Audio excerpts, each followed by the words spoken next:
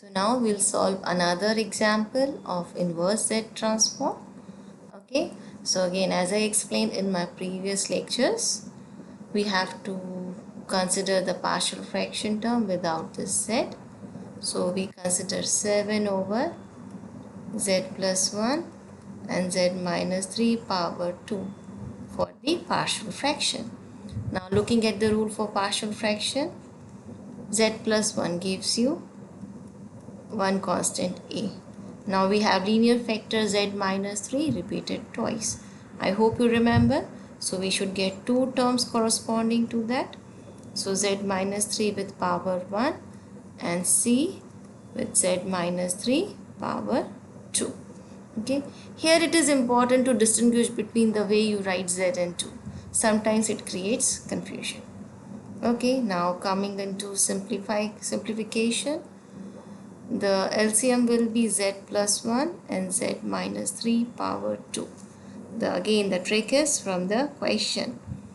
Denominator of the question and your LCM should be same. So here it is Z plus 1, Z minus 3 square. So it should be same here. Now comes the terms with A, B and C. So we need to determine what are the terms that comes with A, B and C. So for that what we will do, we will apply our usual process. We multiply all these three terms with the denominator. So if we multiply A with the denominator, what will happen? Z plus 1 cancels out. So we left with Z minus 3 power 2. So this comes here.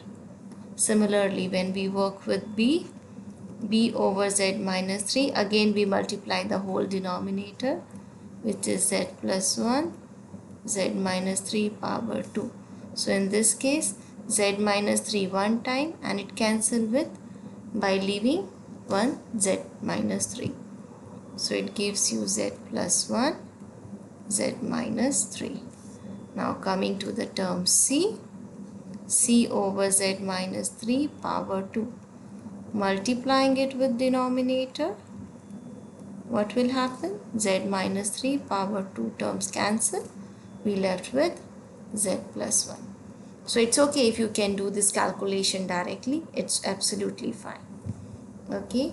Now comparing the numerators of both sides, as denominator terms are same, this gives you 7 equal A times Z minus 3 power 2 plus B times Z plus 1 Z minus 3 plus C times Z plus 1.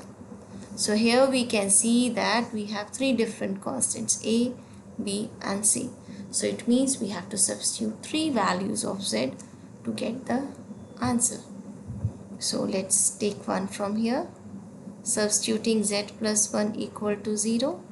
This gives you Z is equal to minus 1. Okay. So just keep in mind that the left side is constant. So it is not changing. 7 equal A times minus 1 minus 3 power 2 plus B times minus 1 plus 1 minus 1 minus 3 plus C times minus 1 plus 1. So if we carefully look at this, minus 1 plus 1 becomes 0, cancels out the term with C. Now even this minus 1 plus 1 becomes 0, this cancels this term with B. So we left with only non-zero A term. This is 7 equal A times minus 4 to the power 2. So this gives you A is equal to 7 over 16, because minus 4 power 2 gives you plus 16. Now on the second value we get from the second term. So Z minus 3 equal to 0. This gives you Z is equal to 3. Okay, when we substitute it here, 7 equal A times 3 minus 3 power 2 plus B times 3 plus 1 3 minus 3 plus C times 3 plus 1. Again checking, 3 minus 3, so this total term cancels. Again with b we have this term 0, this cancels b term as well, so we left with 7 equal 4 times c. So this gives you value of c as 7 over 4. Okay, now we left with one more constant b. So for that we need one more value of z, but we already got the values of z from here. We are not going to get any other different value of z from this denominator. So in this case we assume any value of z different than minus 1 and 3 on our own. We can select any value, but I want to go with 0 because it will make my calculation a bit easier. So again substituting z is equal to 0 here, this gives me 7 equal a times 0 minus 3 power 2 plus b times 0 plus 1 0 minus 3 plus c times 0 plus 1. Okay, so let's see. This gives you, we have value of a from here, so let's substitute it in this place, 7 over 16. Okay, and this minus 3 power 2 gives you 9. We don't have the value of b, so we keep it same. 0 plus 1 gives you 1, this gives you minus 3. Minus 3 multiply 1 gives you minus 3, and with this plus sign you get minus 3. So you get minus 3b. Also, the value of c from this equation is 7 over 4 and plus 1. Okay, this is equal to 7. Now we need to simplify it for value of b. So what we are going to do, we just keep the numbers on one side and the term with b on one side. I just interchange the position. Again, you can use any way which makes your calculation easier. So if I go by this way, this gives me 7 over 16 times 9 plus 7 over 4. If I change 7 to this side, it will give me minus 7. And then you just have to simplify it. So when you take the LCM, you can work out in this way. Again, it's up to you. You can even use calculator to get the values. So when we work with this calculation, we'll get value of b as minus 7 over 16. So I think you might have observed this trend even in the inverse Laplace transform. The value of a and b differ only by sign. So this is a good thing to check the values. Okay. Now we introduce these values of a, b and c at the very first place where we introduced them. Okay. So what we will get? We will get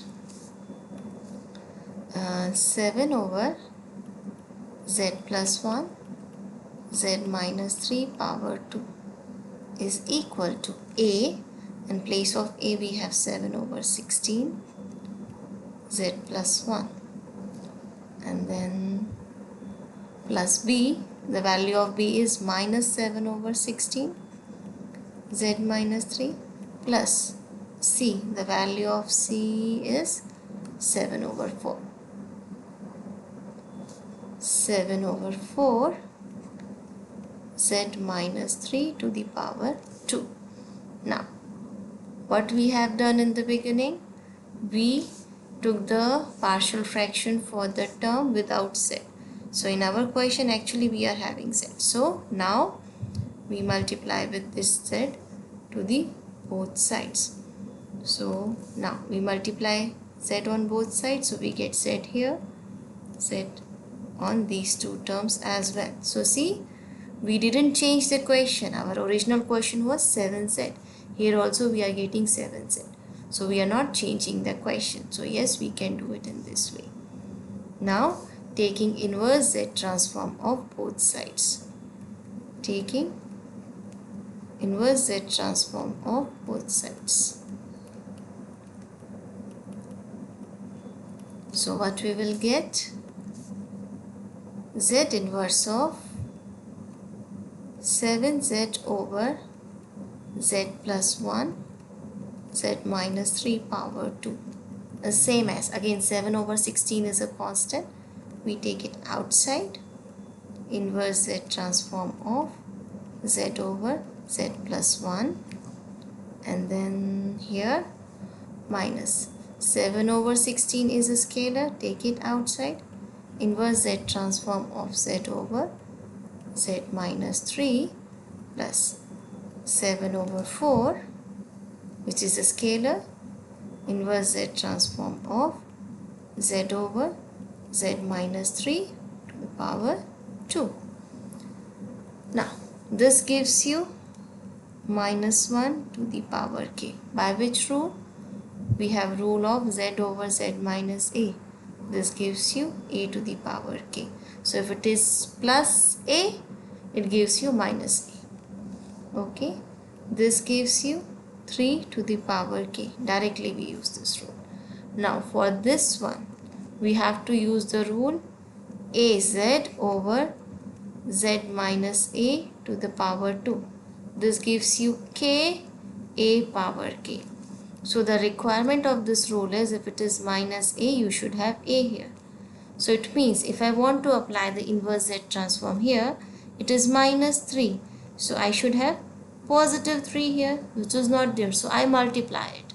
So when we multiply, we should divide also. So this terms now by using this rule gives you k 3 to the power k. But remember that we did the modification in the coefficient.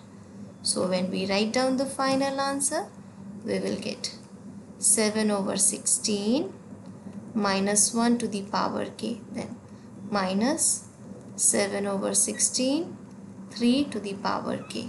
And then plus 7 over 4 times 3. This term should be there. 12 k 3 power k. This completes the solution. I hope it's clear now.